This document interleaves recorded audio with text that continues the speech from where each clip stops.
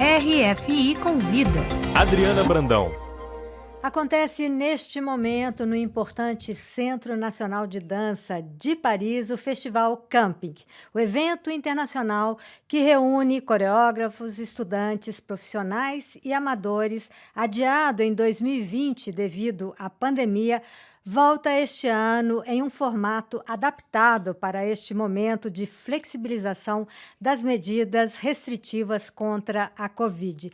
Até o dia 25 de junho, 10 espetáculos, 25 workshops, exibições de filmes e apresentações públicas acontecem em Paris e também em Lyon.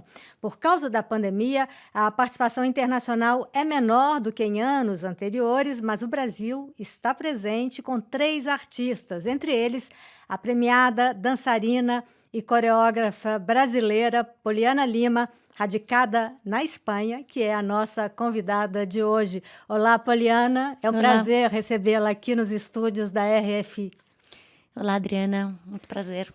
Poliana, você apresenta no Festival Camping a peça As Coisas Se Movem, mas Não Dizem Nada. Essa é a sua estreia na França, Poliana? Sim, com muita alegria e também muita espera, porque a gente estava programado para o ano passado, para a versão do festival que não aconteceu. Então, 2021 agora é o momento de estrear aqui. Minha estreia na França em geral, ou seja, eu nunca apresentei um trabalho na França, menos ainda um trabalho coletivo com 10 bailarinas, assim. Então, fala um pouquinho mais dessa peça para a gente, Poliana. Uma peça que questiona o feminino, a condição feminina. Eu acho que as coisas se movem, mas não dizem nada. Me desculpa que eu sempre falo um portunhol. 10 anos já na Espanha, então sempre me confundo um pouco com a língua. As coisas se movem, mas não dizem nada. Inicialmente foi uma peça que eu concebi, que eu pensei como uma homenagem à própria dança, como uma homenagem ao próprio movimento. O título foi o primeiro que veio e realmente remetia à ideia de que... quase uma ideia de celebração, no sentido de que todas as coisas vivas estão sempre se mexendo e não tem sentido para fora delas mesmas, no sentido de que a vida não tem sentido fora da vida mesma. Em última instância, pouco a pouco eu fui organizando, transformando a peça e decidi optar por um elenco só feminino, só mulheres no elenco. E com esse ato, e somado ao fato que as bailarinas nunca movem os pés, ou seja, elas não saem do lugar, é uma coreografia bastante vinculada ao torso, aos braços, elas não têm desplaçamento, não sei se desplaçamento existe em português. Não saem do lugar, não se movem. Não saem do lugar, justamente não se movem. Então começou a ganhar muito... Ganhou no sentido, no campo semântico, no campo de possibilidades de significado da peça, ganhou um significado mais de uma sabedoria ancestral feminina, uma capacidade de resiliência que pertence de alguma maneira à nossa cultura mais ao feminino que ao masculino. A capacidade de ser cruzada por tudo e não ser afetada por tudo e ao mesmo tempo seguir resistindo, seguir avançando, né? Mas eu acho que a peça tem essa leitura, mas tem outras leituras também possíveis. E no palco, bailarinas profissionais e amadoras, como você já fez em outras peças, ou dessa vez um pouco diferente? Não, essa vez eu trabalho com bailarinas só profissionais, na franja de idade, na faixa etária, normalmente de bailarinas profissionais, ao redor dos 30. Mas, sim, que em outros trabalhos, como o meu trabalho anterior, que era um trabalho intergeneracional, acho que pode dizer isso em português, aí sim eu trabalhei com bailarinas profissionais e não profissionais, numa gama desde 18, que a menina, a mais jovem tinha, no começo do projeto, 16, e a mais velha tinha 66, e atualmente elas têm 20 e 70. A ideia da identidade, para mim, seja identidade de gênero, ou de faixa etária, ou origem étnica, ou a ideia de racialização dos corpos, é uma coisa que, ou em treinamentos diferentes em dança, é uma ideia que me acompanha. Não sei se pelo fato de ser imigrante ou não, eu acho que aumentou simplesmente mais a minha curiosidade a respeito da ideia da identidade. Mas a identidade, todas as capas da identidade estão sempre presentes no meu trabalho como coreógrafa. É uma coisa que me interessa muito, principalmente porque eu sinto muito vinculado ao corpo. Ou seja, o corpo é o lugar da identidade. O corpo que fala. Sim, um corpo que acho que corpo, memória, corpo, identidade e memória. Como eu posso reformular? Eu acho que identidade e memória são 2 conceitos que se articulam muito profundamente no corpo. E, claro, e que dá muita leitura, e a dança é a arte, é a arte do corpo. Então, por isso eu acho que me interessa em particular. Você se definiria como uma coreógrafa contemporânea, clássica, pós-moderna, expressiva claro, somente?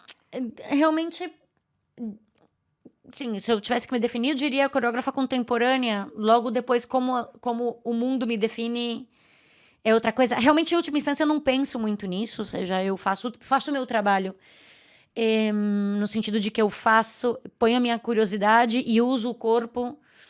Me interessa a capacidade expressiva do corpo, independentemente da idade, do gênero e da linguagem, né? Tipo, por exemplo, eu amo ver balé. O que eu faço não está associado à linguagem do balé, também não está associado a uma série de passos específicos.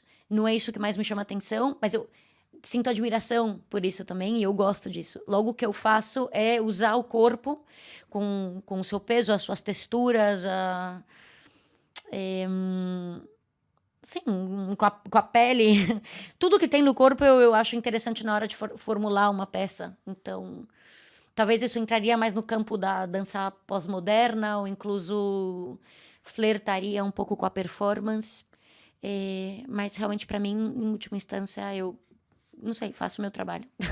Você é formada em ciências sociais e você usa a dança para questionar, como nessa peça sobre a questão feminina, para questionar o mundo de hoje e a condição humana. Sim, ou seja, eu acho que para mim foi muito. Assim, eu me formei na Unicamp em 2004, em ciências sociais, e sim, eu sinto que aí para mim foi um antes e um depois. Eu nunca exerci como socióloga, nunca, sei lá, não fiz nenhum mestrado, eu terminei a graduação simplesmente. Mas sinto que uma formação em humanidades te dá uma visão mais rica do mundo, né? Te faz melhorar as tuas perguntas. E para mim foi realmente um antes e um depois, porque as perguntas que se abriram nesse período da minha vida, além de tudo, um período você está se abrindo ao mundo, saindo da casa dos teus pais, foi uma experiência importante e transformadora. E eu sinto que muitas das perguntas eu sigo respondendo artisticamente, vinculada com essa formação em humanidades. Você está na Espanha, você disse, há mais de 10 anos, e nem por isso o Brasil saiu do seu radar. Tem inclusive uma peça onde você fala da questão da tortura, dos corpos, em referência à ditadura militar brasileira. Sim, é curioso porque essa peça eu estreiei, foi a minha primeira peça coletiva na qual eu me coloquei fora. Ou seja, como que eu não estava dançando também. Então, foi a primeira vez que eu dirijo desde fora. Era um quarteto. Com um corpo em cena não normativo, inicialmente. Porque era um homem que tinha começado a dançar, tinha mais de 40 anos. Um corpo que é gordo, não é magro. E foi em 2014, justamente... Acho que fazia 50 anos da ditadura militar brasileira. Eu já pensava, assim, a questão da... Claro, uma vez mais, remeter... A questão da memória já estava aí, fazia muito tempo para mim. E a memória da violência, eu acho que é uma coisa que não passa inadvertida, não passa desapercebida para nenhum brasileiro, porque... Claro, porque a violência é parte da vida no Brasil. E é tácito. A violência no Brasil é tácita. Está em todas as partes, mesclada com um grau de servidão e docilidade muito curioso. E se você sai do Brasil, isso fica ainda mais evidente, né? A mistura, se eu pudesse definir o Brasil, eu definiria como prazer, em geral. E violência. Essas seriam as 2 palavras que eu definiria o Brasil. Essa herança que está no Brasil sempre era uma urgência para mim, era uma urgência grande entender isso e entender de onde vem essa herança, como é que a violência se propaga de geração em geração, como não é uma coisa simplesmente cognitiva, como está presente no corpo e como isso se transmite. Era uma necessidade profunda e com essa peça foi o meu primeiro passo para resolver isso, não só como exercício coreográfico, artístico, estético, mas também como um exercício vital. Eu, como brasileira, precisava entender isso.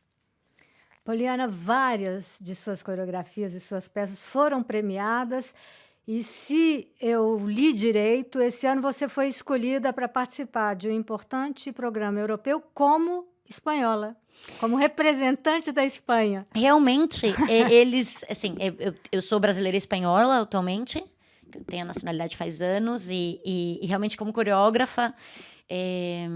eu sou radicada em Madrid, eu sou uma pessoa que pertence à comunidade criativa madrilenha. E é uma coisa que eu também reivindico, no sentido de que, obviamente, minha origem é brasileira, mas onde eu produzo... onde eu produzo é na Espanha, bebendo daquela terra, né? Isso por um lado. E sim, eu fui selecionada esse ano para o Aerowaves, que era uma plataforma que fazia tempo que eu tentava, que é uma plataforma de artistas emergentes. Eles não trabalham com a ideia de representatividade. Acho que, tipo, que você não representa realmente um país. Acho que tem mais de, sei lá, acho que pode ser que sejam 3 artistas espanhóis num ano e 4 belgas, não sei. Ui, perdão. Mas... É o movimento. Claro, é o movimento. Mas sim, seja... Estou feliz de participar e sinto que, independentemente, assim, a origem, assim, o primeiro lugar que você pertence é o lugar que te marca, então eu jamais vou deixar de ser brasileira, mas, claro, sempre também honrando os lugares que também te deram visibilidade e possibilidades de crescimento, e nesse caso, no meu caso, foi a Espanha. Muito obrigada, Poliana Lima, por essa entrevista no RFI Convida e sucesso na sua apresentação no Festival Camping. Muito aqui em obrigada. Paris. Muito obrigada.